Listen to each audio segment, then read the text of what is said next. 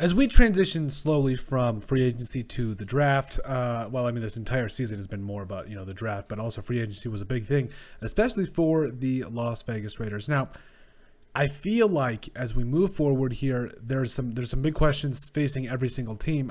With my Vikings, for instance, it's Kirk Cousins. Are we sure we wouldn't do that again? Or is it for the Raiders, my AFC team? Is it about I think for the Raiders, I think they're out to prove something in 2022. And with that, I think, we have seen over the years teams like the Chiefs that have consistently been winning this division, or teams like the Chargers that have been on the cusp, or teams like the Broncos that have won a Super Bowl in the 2000s.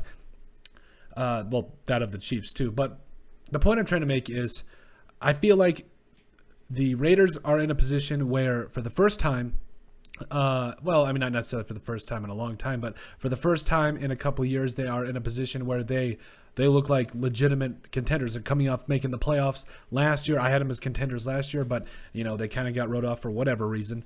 And I felt like this particular year was a make it or break it year. You had Derek Carr coming back, whether you're going to do a contract extension or not. You had some good defensive pieces in Yannick Ngakoue and Max Crosby before the whole free agency thing went down.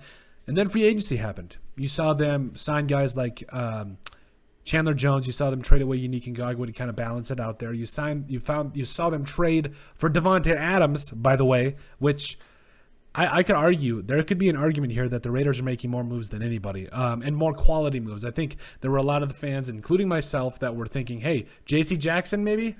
Went to the Chargers like, okay, that defense. I mean, this division was already tough, but you're kind of wondering, what's going to happen as things went on. But they answered that. They went out and got Davante Adams.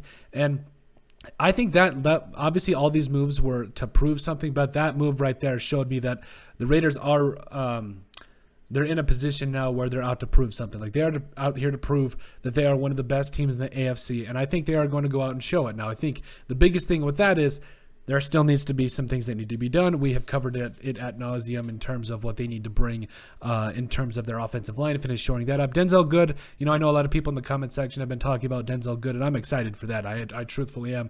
But I feel like as the Raiders move towards the draft here, they don't have a first or second round, so they've got to make these count. So immediately in the third round, I feel like there needs to be a push towards offensive line. Corner's not necessarily in terms of a highest need, but I would still like to see them perhaps get a guy that they know can start, on the outside there. And, I felt like another player that I know we are going to make sure that we shed kind of a big light on, because nobody is talking about him, and I think it's a travesty because, last year as a pick that, a later round pick, as you will, I felt that a player like, sorry, I'm just kind of freezing up for a second. I'm my computer's trying to, okay, there we go. Yeah, sorry.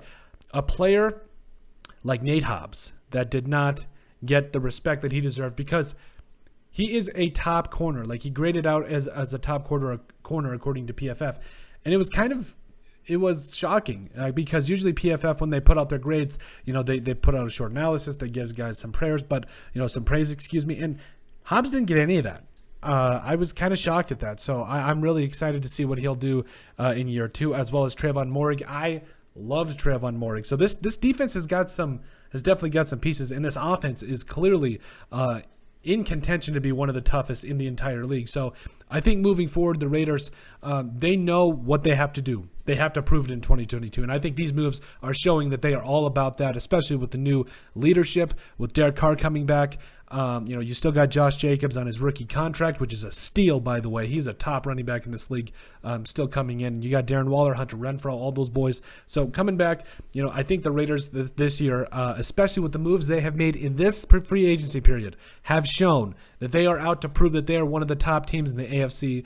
And I think frankly, they just got tired of it. And I'm really excited to see what they do moving forward, because I think they're going to be not only a team to be reckoned with, but they're out to prove they're a top team. to be reckoned with. So, but let us know what you guys think. Make sure you guys like and subscribe down below. Leave a like and a comment. It helps people find the show. We greatly appreciate all the support that we've gotten and continue to get. You guys are all truthfully awesome, and we love every single one of you. In the description down below, you'll find all of our social media platforms, so give us a like and a follow there. Also, give us a listen and sub on iTunes.